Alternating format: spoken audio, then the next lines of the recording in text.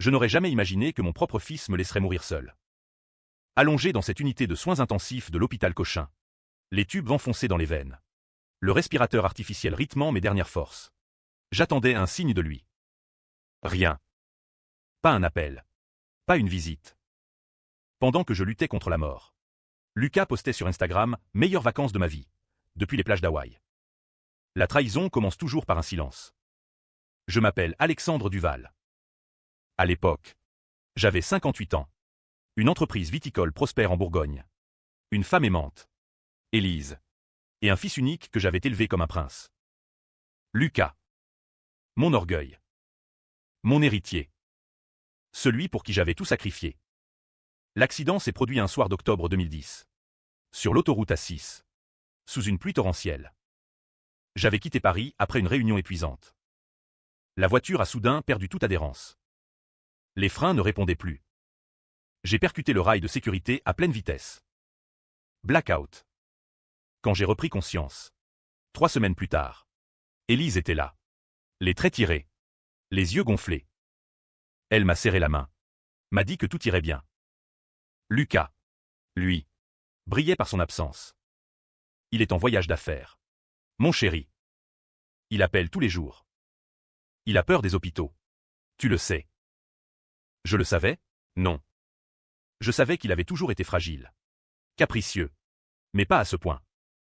Pas au point d'abandonner son père mourant pour bronzer sous les tropiques. Les photos m'ont été fatales. Élise scrollait sur son téléphone pour me distraire. Et là, sur le compte de Lucas, sourires éclatants. Cocktail coloré. Une fille à son bras. Hashtag Paradise No Stress. Légende, best vacation ever. Mon cœur. Déjà fragilisé. A manqué un battement. Élise a pâli. A tenté de détourner l'écran. Trop tard. J'avais vu. Cette nuit-là. Seul dans le noir. Avec le bip régulier des machines pour seule compagnie. Quelque chose s'est fissuré en moi. Pas la colère brute. Non. Une froideur absolue. Une détermination glaciale. Si mon fils me considérait comme mort, alors je le serais. Pour lui. Et je renaîtrais pour le détruire. Les mois de rééducation ont été un calvaire. Apprendre à marcher à nouveau. À tenir une fourchette. À sourire devant Élise qui jouait la parfaite épouse dévouée. Mais je l'observais. Ses regards fuyants.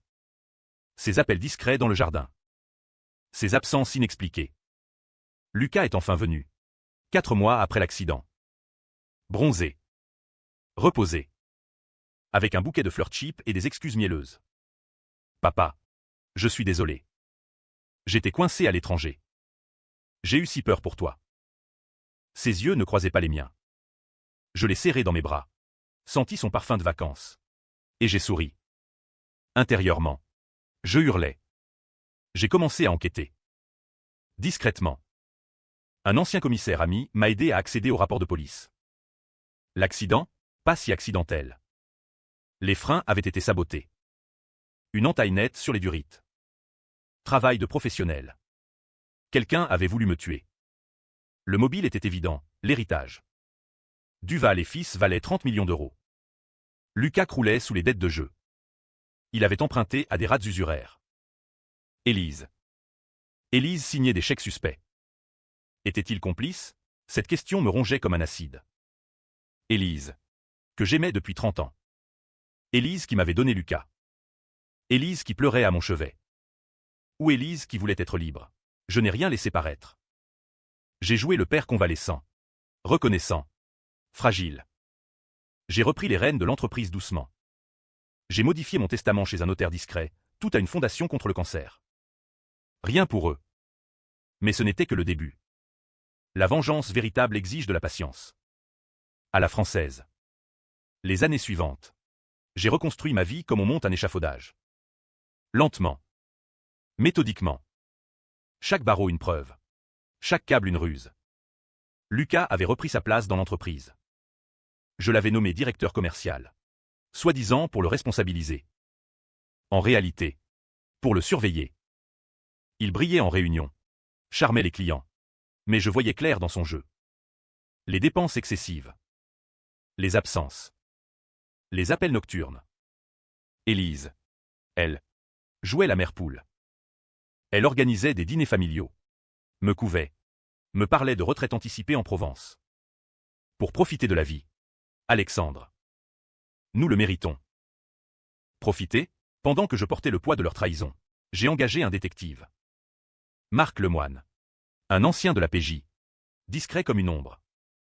Il a fouillé dans la vie de Lucas. Résultat, dette colossale. Liaison avec une danseuse de cabaret. Faux frais professionnels pour financer ses voyages. Et Élise, des retraits en espèces importants. Des rendez-vous hôteliers à Lyon avec un homme inconnu. Mon monde s'effondrait une seconde fois. Pourtant, je tenais. Je souriais au dîner. Je trinquant à la santé de la famille. Intérieurement, je calculais chaque coup. J'ai commencé par Lucas. Je l'ai envoyé en déplacement aux États-Unis. Soi-disant pour négocier un gros contrat. En réalité, pour l'éloigner. Pendant son absence, j'ai fait auditer les comptes qu'il gérait. Fraude. Détournement. Des centaines de milliers d'euros. Preuve en main. J'aurais pu le licencier. Le dénoncer. Le ruiner. Mais ce n'était pas assez. Je voulais qu'il ressente ce que j'avais ressenti. L'abandon. La solitude. La certitude que ce qu'on aime le plus vous laisse crever. Alors j'ai attendu le moment parfait. C'était en 2013. Lucas revenait d'un énième voyage. Il parlait mariage avec sa danseuse. Il voulait que je lui avance l'apport pour un appartement à Paris 8e. Je l'ai invité à déjeuner. Rien que nous deux. Dans un bistrot du Marais. J'ai commandé un Bourgogne de notre domaine. Il a bu goulûment. Papa, j'ai besoin de ton aide. Vraiment. Je l'ai regardé droit dans les yeux pour la première fois depuis l'accident. Comme j'avais besoin de toi à l'hôpital. Il a blêmi. Papa. Tu étais à Hawaï. Lucas. Pendant que je mourais. Silence. Il a baissé les yeux. J'étais paniqué. Je ne savais pas comment gérer. Mensonge. Encore. J'ai sorti mon téléphone. Affiché les photos. Celles qu'il avait postées. Celles que j'avais gardées précieusement. Meilleures vacances de ta vie. N'est-ce pas? Il a tenté de se justifier. Travail. Stress. Peur. Je l'ai laissé parler. Vider son sac. Pleurer même. Puis j'ai posé la question fatale. Et les freins? Lucas, tu savais? Il s'est figé. Quoi? Les freins ont été sabotés. Tu le savais? Son visage s'est décomposé. Pas de surprise. De la terreur. Il savait. À cet instant, j'ai compris. Il était complice. Au minimum. Je n'ai pas crié. Je n'ai pas frappé. J'ai simplement payé l'addition et je suis parti. Le soir même, j'ai convoqué Élise dans mon bureau. Je sais tout. Elle a nié d'abord. Puis pleuré. Puis avoué une partie. Lucas avait des dettes. Elle avait peur qu'il finisse mal. Elle avait signé des chèques. Mais le sabotage? Non. Jamais. Je ne l'ai pas cru. J'ai décidé d'aller plus loin. J'ai fait installer des micros dans la maison. Dans leur téléphone. Et là, j'ai entendu. Lucas et Élise. Ensemble. Planifiant. Depuis des mois. Pas seulement l'accident manqué. Mais la suite. Ils attendaient que je meure naturellement. Que le stress post-traumatique fasse le boulot. Et si je vivais trop longtemps, ils avaient un plan B. Poison Lent. Dans mon vin quotidien. Mon propre vin. La trahison absolue. J'aurais dû les dénoncer. Appeler la police. Mais non. Je voulais qu'ils goûtent à leur propre médecine. La découverte des enregistrements m'a plongé dans un abîme plus profond que le coma. Ma femme. Mon fils. Complotant ma mort lente autour d'un verre de notre meilleur cru. Je n'ai pas pleuré. Pas hurlé. J'ai écouté. Encore et encore. Leur voix froide. Pragmatique. Il est fragile maintenant. Quelques mois. Tout au plus. Et l'héritage. Tout à nous. Enfin libre. Libre. Ce mot m'a obsédé. J'ai retiré les micros. Effacé les traces. Conservé les enregistrements sur une clé cryptée chez mon notaire. Puis j'ai commencé la seconde phase. Feindre la maladie. La vraie. Cette fois. J'ai consulté des médecins complices. Simuler une rechute. Perte de poids. Fatigue extrême. Annoncer un cancer en phase terminale. Élise a joué la comédie à la perfection. Larmes. Veiller. Lucas, lui, était nerveux. Pressé. Combien de temps? Papa? Sous-entendu, combien de temps avant l'argent? J'ai modifié le testament une dernière fois. Apparence, tout à eux. Réalité, une clause secrète. Tout revient à l'état si preuve de malveillance. Mais je voulais plus. Je voulais les voir se dévoiler complètement. J'ai organisé un voyage familial. Dernier souhait du mourant. Notre maison en Provence. Les vignes. Le caveau familial. Juste nous trois. Élise a hésité. Lucas a insisté. Allons-y. Pour lui faire plaisir. Ils sont venus. La maison était magnifique sous le soleil de juin. Lavande. Cigale. Parfait décor pour l'enfer. Je les ai accueillis faibles. Voûtés. Mais lucides. Dîner tendu. Promenade silencieuse. Je buvais mon vin.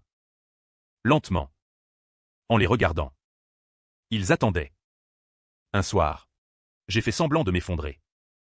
Crise cardiaque simulée. Ambulance s'appelait. À l'hôpital d'Avignon.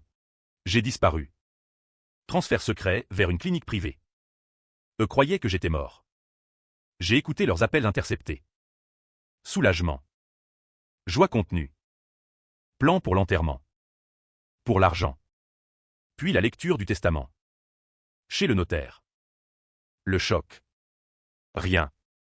Tout à la fondation. Clause de non-contestation en cas de soupçon de crime. Ils ont paniqué.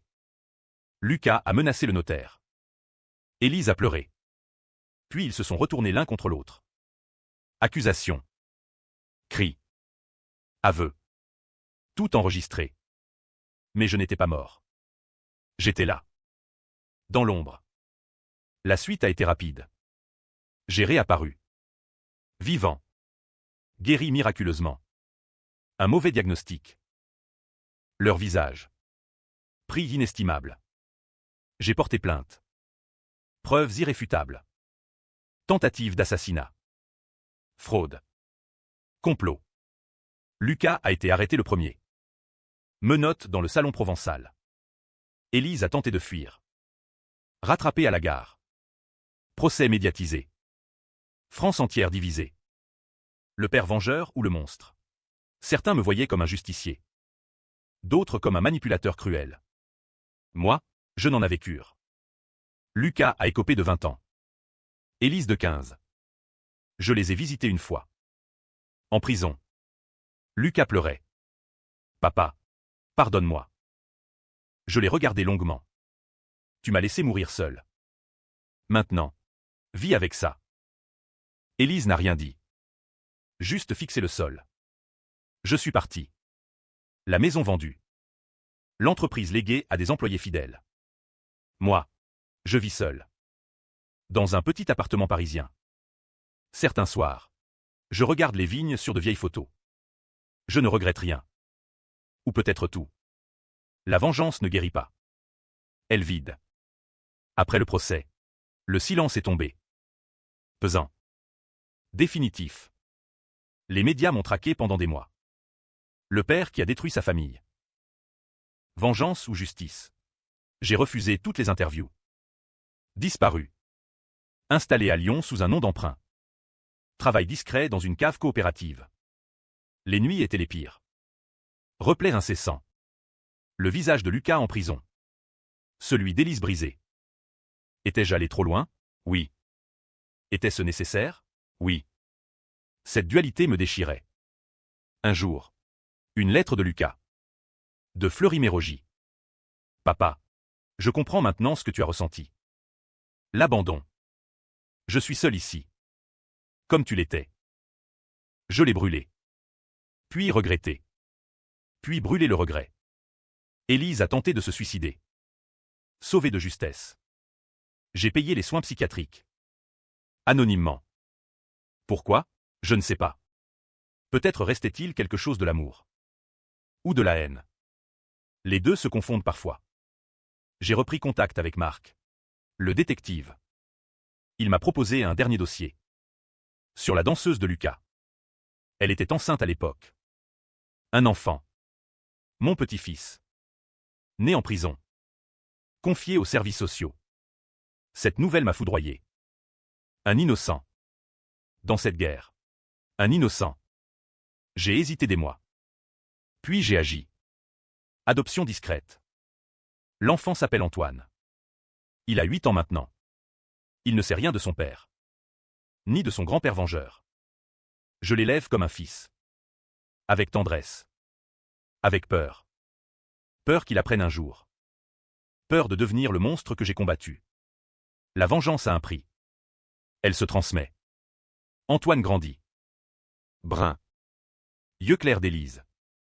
Il pose des questions. Pourquoi je n'ai pas de papa comme les autres? Je réponds vaguement. Il est loin. Un jour, il trouvera la vérité. Sur Internet. Dans les archives. Que lui dirai-je? Que son père a essayé de tuer son grand-père. Que sa grand-mère a comploté. Que j'ai tout détruit pour me venger. Cette pensée me hante. Plus que tout. Lucas a demandé une permission. Pour voir son fils. J'ai refusé. Par écrit. Cruel, oui. Nécessaire? Peut-être plus. Élise est sortie. Malade. Amaigrie. Elle vit dans un foyer. Je l'ai vue une fois. De loin. Elle marchait lentement.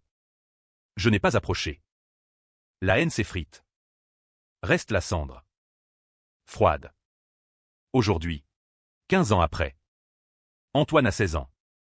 Il a découvert. Tout. Un article retrouvé. Il m'a confronté. C'est vrai. J'ai hoché la tête. Silence. Puis il m'a serré dans ses bras. Tu as souffert. Ils t'ont trahi. Pas de jugement. Juste compréhension. Lucas est mort en prison. Crise cardiaque. À 50 ans. Élise vit toujours. Alzheimer. Elle ne me reconnaît plus. Je lui rends visite parfois. Elle sourit. Comme avant. Je lui tiens la main. Et je pleure. En silence. La vengeance est accomplie. Mais la paix, elle vient tard. Avec le pardon. Pas le leur. Le mien. Je pardonne. À moi-même. Pour avoir aimé trop. Pour avoir haï trop. Pour avoir survécu. La vie continue. Dans les vignes. Avec Antoine. Un nouveau départ. Ou une fin douce.